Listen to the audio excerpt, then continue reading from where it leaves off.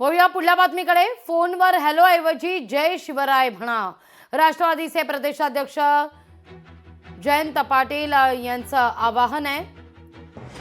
राष्ट्रवादीचे पदाधिकारी आणि कार्यकर्त्यांनाही तसे आदेश देण्यात आलेले आहेत। आज ट्विट करत त्यांनी हे आवाहन केलं आहे। राजकारण गेलं चुलीत, पण प्रत्येकाला आता या देशाचा जो अजेंडा आहे त्या अजेंड्याकडे जावंच लागेल।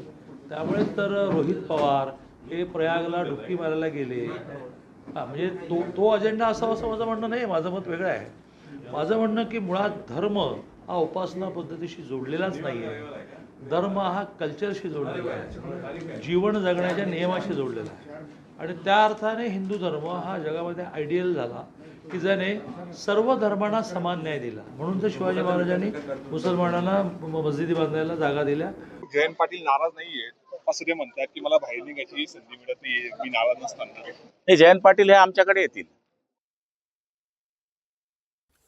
जयंत पाटील आमच्याकडे येतील असं गुलाबराव पाटील ठामपणे म्हणतात। पाहूया पुढच्या काळात नेमक्या राज्याच्या राजकारणात काय घडामोडी घडतायत। पाहूया तोवर पुढल्या बातमीकडे। लोकशाही मराठी ऐका, पहा, जागरूक रहा।